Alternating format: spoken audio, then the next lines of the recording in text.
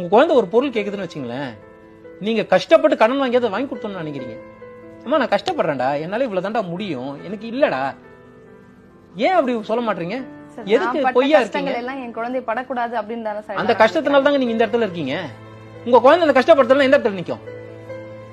அழ தெரியாத எனக்கு, பசி தெரியாத எனக்கு எப்படி மத்தவனோட அழுகு புரியும்? நான் அழுதுருக்கேன், உங்க அழ என்னன்னு எனக்கு புரியும். நான் அழுததே கிடையாது, நடிக்கிறேன். நான் பசியில இருக்கேன், இன்னொருத்த வந்து கையேந்தும் போது அந்த பசி எனக்கு தெரியும். 5 ரூபா போற இடத்துல 10 ரூபா சாப்பிடுறான் அப்படின்னு சொல்லுவேன். பசியே எனக்கு தெரியுது, ஏய் போடான்னு. நீங்க சொபிஸ்டிகேட் பண்ணல, you are making them to go down. இதுவும் உறுதியாக்க மாட்டீங்க. அந்த கஷ்டத்தை நீங்க பட்டதுனாலதான் இங்க இருக்கீங்க, அதை நீங்க கொடுக்காதனாலதான் அவங்க அந்த இடத்துக்கு வர முடியல.